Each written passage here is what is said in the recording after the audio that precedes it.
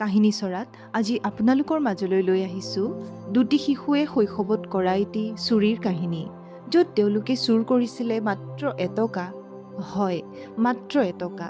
কিন্তু সেই এটকাই শিশু দুটিৰ বুকুত এনে ধুমুহা আনিছিলে, যাৰ শব্দ বহু বছৰৰ পিছতো দুয়ো শুনিবলৈ পায়। আজিৰ পৰা বহু বছৰৰ আগত এখন গাঁৱত দুটি সৰু ল'ৰা আছিলে। তাৰে এটাৰ লেখক প্ৰেমচান্দ নিজেই আৰু আনটো তেওঁ খুৰাকৰ ল'ৰা হলধৰ। হলধৰ লেখকতকৈ বয়সত 2 বছৰমান ডাঙৰ আছিল। সহজ সৰল গাঁৱৰ পৰিৱেশত দুয়ো ডাঙৰ হৈছিল।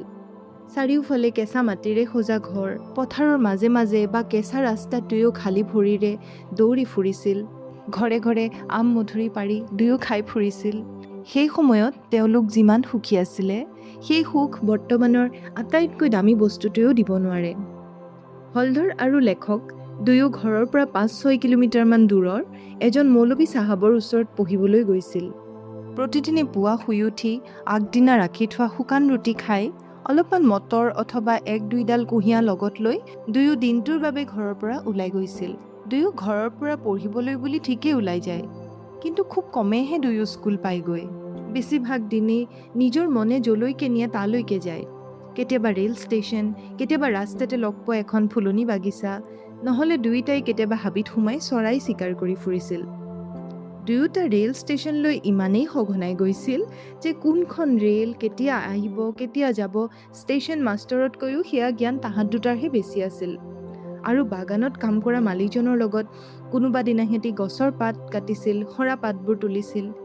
সিহঁতে সেই বাগানৰ কামখিনি কৰি ইমানেই ফূৰ্তি পাইছিল যে মালিকজনে যিখিনি কাম কৰিবলৈ গোটেই দিনটো লাগিছিল, সৰু ল'ৰা দুটাই সেই কামখিনি 2 ঘণ্টামানতে কৰি শেষ কৰি পেলাইছিল। মৌলবী চাহাবৰ অৰ্থাৎ সিহঁতৰ শিক্ষকজনৰ চৰাই পোহাৰ খুব চখ আছিলে আৰু বহু চৰাই তেওঁ সজাৰ ভিতৰত ওলোমাই ৰাখিছিলে। ল'ৰা দুটাই নিজৰ পাঠ পাহৰি যায় কেতিয়াবা, কিন্তু এটা চৰাইৰ নামো তাহাঁতি নাপাহৰিছিল। মৌলবী চাহাব বৰ বিশেষ ষ্ট্ৰিক্ট শিক্ষক নাছিলে। সেয়ে বহুদিন স্কুল ক্ষতি কৰি যিদিনা তাহাঁতি স্কুললৈ যায়, সেইদিনা মৌলবী চাহাবৰ চৰাইখিনিৰ বাবে খানাৰ যোগান ধৰি অথবা অলপমান কেতিয়াবা ফাইন দি সিহঁতে সহজতে ৰক্ষা পৰি গৈছিল। এনেদৰে স্কুল ফাঁকি, দুষ্টামি, নানা বাহানা, নানা খেলা ধূলাৰ মাজেৰে সিহঁতৰ শৈশৱ খুব ভালদৰে পাৰ হৈ গৈছিল। সিহঁতে শৈশৱৰ আটাইতকৈ ডাঙৰ বস্তুটো আছিল স্বাধীনতা। যি মন যায় তাকেই কৰা।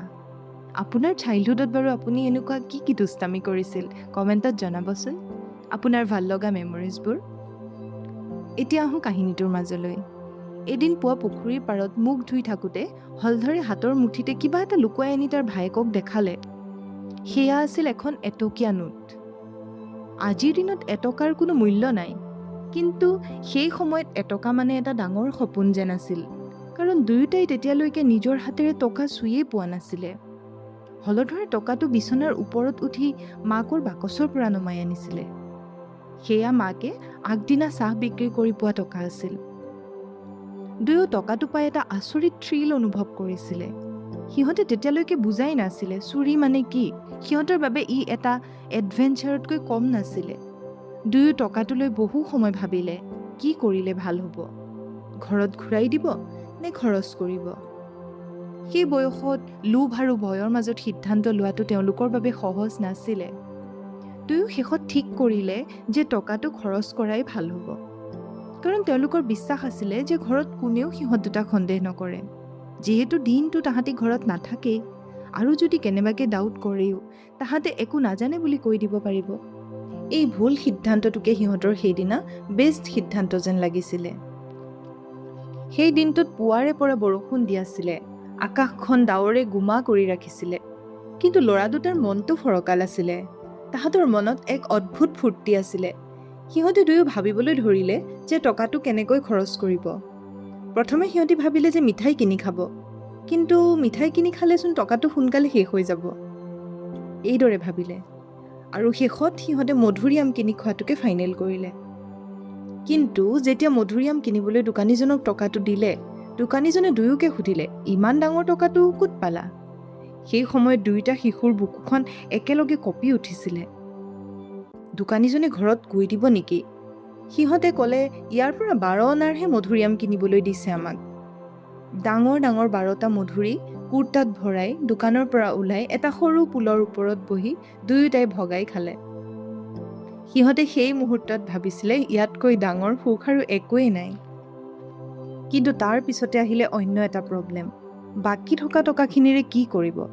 বহু ভাবি গুণি দুয়ো ঠিক কৰিলে যে মৌলবী চাহাবৰ দৰমহাটোকে দি দিব আৰু বাকী থকা টকাকেইটাই ঘৰৰ ওচৰত হৈ থকা মেলাখনলৈ গৈ খৰচ কৰি শেষ কৰি দিব।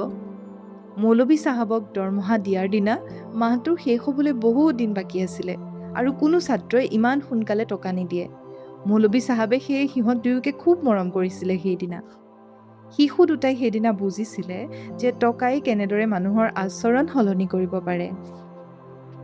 কিন্তু হলধৰ সেইদিনা মেলালৈ যাব নোৱাৰিলে, কাৰণ হলধৰে মৌলবীক তাৰ কবিতা এটা মুখস্থ দিব নোৱাৰিলে।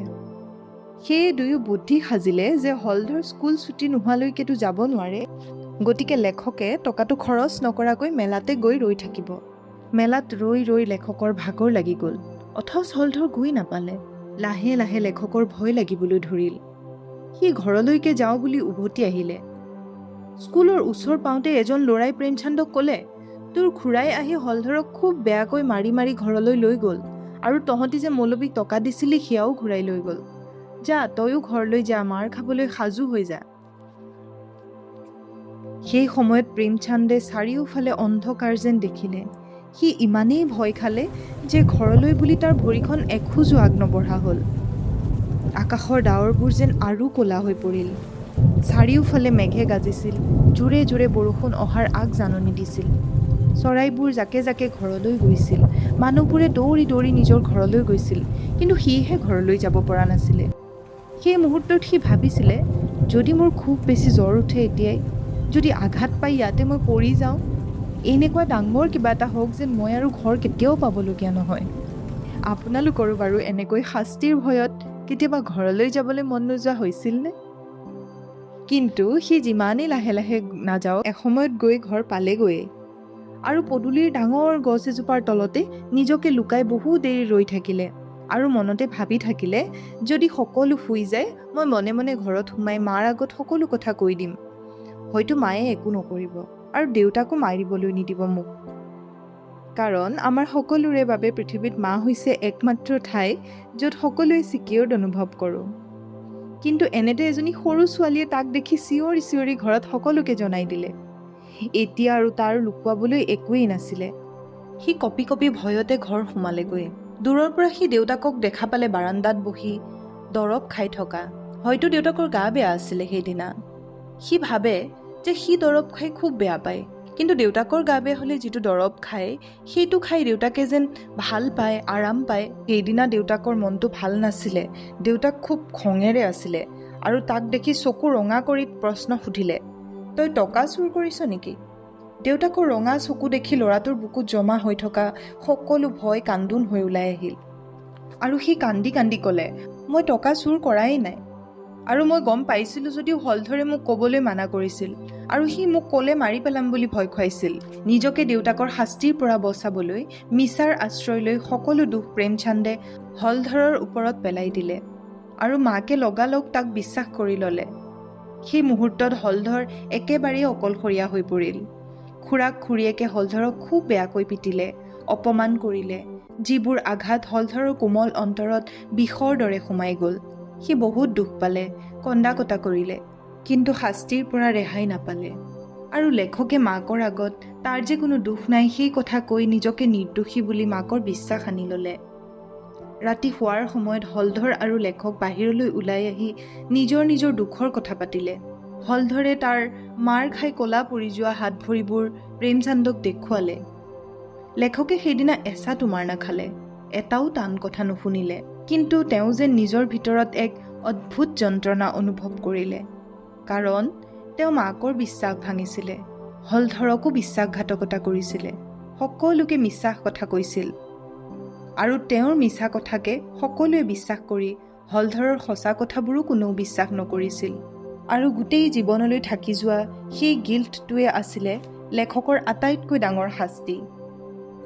এনেদৰেই বহু বছৰ পাৰ হৈ যায়, মানুহ সলনি হৈ যায়, কিন্তু কিছুমান ঘটনা মানুহৰ আত্মাত চিৰদিনৰ বাবেই ৰৈ যায়।